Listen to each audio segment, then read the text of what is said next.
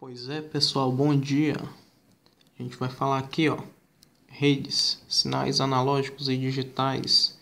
Minha equipezinha é essa aqui. Eu sou o Luiz, tá? Sinal digital.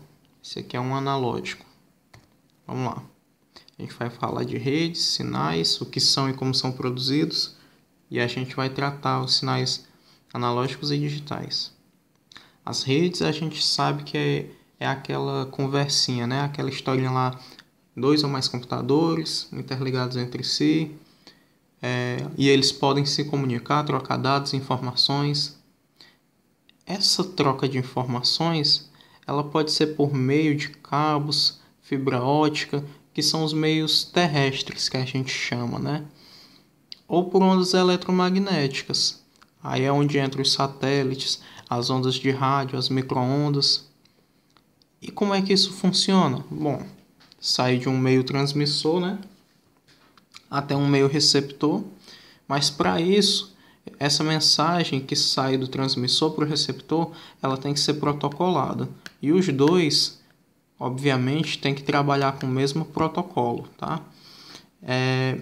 Esse protocolo ele vai padronizar a, a entrada, a codificação, a decodificação e a saída, o recebimento dessa mensagem. É basicamente isso. Fibra ótica e o satélite. E essa mensagem, além de precisar ser protocolada para sair de um e chegar no outro, ela precisa ser transformada em sinal para que ela possa ser transportada. Então, a gente tem o que são esses sinais, né? A gente tem vários tipos de sinais. Aí, entre eles, os elétricos, que são os mais usados nas redes de transmissão. Eles podem ser produzidos artificialmente, são produzidos naturalmente também. Mas o que interessa para a gente são os artificiais. Eles são produzidos por um oscilador. O sinal elétrico é produzido por um oscilador. Esse oscilador ele vai gerar pulsos eletromagnéticos e esses pulsos emitem sinais eletromagnéticos, tá? E o que é que esse transdutor aqui faz? Ele pega a informação que a gente tem, ele pega uma informação e transforma em um sinal elétrico. Por exemplo, eu arquivei a variação de velocidade de um automóvel. Eu tenho essa informação, eu posso transformar ela em um sinal elétrico. Quem faz isso é o transdutor. Esse aqui que é o transdutor, que transforma em sinal elétrico. Esse aqui é o oscilador. Esse exemplo aqui é um exemplo caseiro. É ele quem produz o sinal elétrico. Inclusive, a gente pode até fazer a experiência de colocar isso aqui perto de um radinho de pilha. O sinal que ele vai emitir, quando a gente gerar pulsos com ele, ligando e desligando, vai dar um certo chiado no rádio, por consequência do sinal que ele está emitindo. Certo. Então, toda a informação útil que é transmitida, a gente vai chamar de sinal. Aquela mensagem que é transmitida do meio transmissor para o receptor, a informação útil que chega, a gente chama de sinal. A informação inútil que chega, a gente chama de ruído. Essa informação inútil, ela pode muitas vezes atrapalhar essa informação útil, a recepção dessa informação útil, com interferências. Por exemplo, um exemplo de ruído é uma interferência, por exemplo, na frequência, gerada às vezes por indução magnética. Ou seja, o sinal é emitido em um meio, em um lugar que tem um campo magnético, e esse campo magnético, ele, de certa forma, atrapalha na frequência desse sinal, tá? O campo magnético ele pode atrapalhar na frequência. essa interrupção, essa interferência a gente chama de ruído nessa frequência. Inclusive, frequência e amplitude vai ser as duas características que a gente mais vai prestar atenção nessas ondas que transmitem os sinais. E aqui os sinais analógicos. O que é que caracteriza o sinal analógico? Podem assumir infinitos valores de frequência ou amplitude que variam entre os intervalos de tempo. Assumir infinitos valores de frequência ou amplitude, tá? A gente vê aqui nessa escala diversos valores. Aqui poderia ter qualquer valor que o receptor ia entender esse valor. Então aqui pode assumir infinitos valores. Variam entre os intervalos de tempo. O que é isso? Aqui a gente percebe que do instante 0 ao instante 1 teve uma variação de valor, não teve? Teve.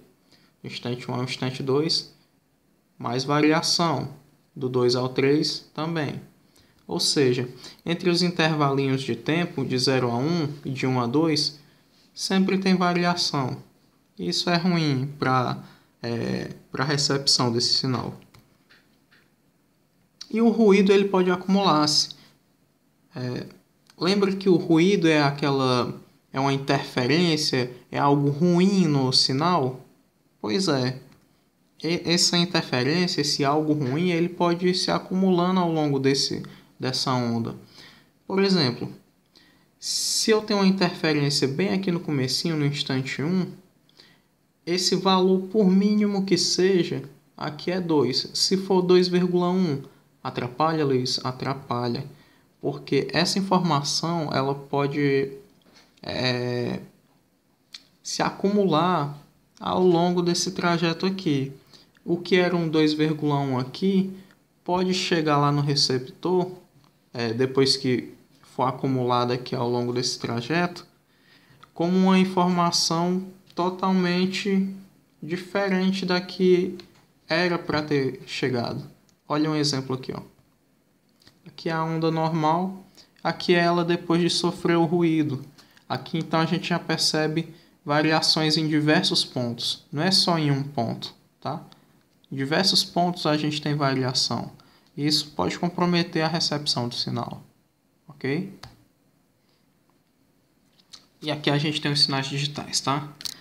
A ondinha do sinal digital, ela é assim, ó, toda quadradinha.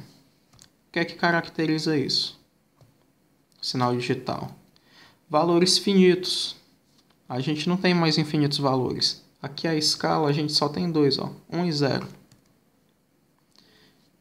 Entre os intervalos de tempo, a gente não tem variação. Olha aqui como é retinho.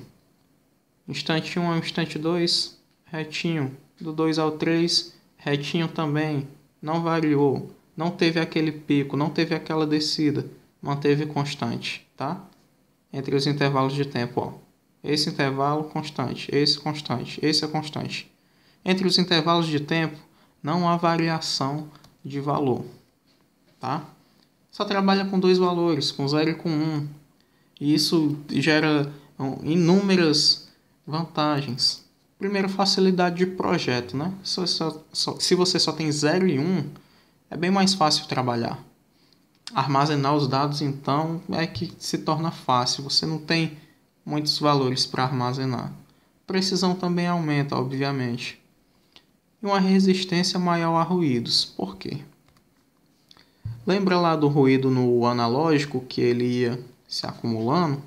Aqui eu não vou ter isso não. Ora, se aqui eu tiver uma interferência, esse valor saltar para 1,2, ele não vai chegar lá a 1,2 não. Eu só entendo 1 e 0. Eu não entendo o valor 1,2. Ele não só assume finitos valores de 1 ou 0? Pois é. Então, se tiver interferência aqui, se tiver alteração, esse valor não chega lá. Ele não compreende o valor diferente de 1, nem valor diferente de 0. Se tiver alteração aqui, vai chegar como 1. Se tiver alteração aqui, vai chegar como 0. Mas, por outro lado, o circuito dele consome mais energia, né? A título de curiosidade, aqui tem a transformação de sinal, tá? Se eu precisar transformar um sinal analógico em digital, ou o contrário, então eu tenho a minha informação, o transdutor transforma isso em sinal, o condicionador de sinal condiciona e modula, ou seja, ele deforma uma onda.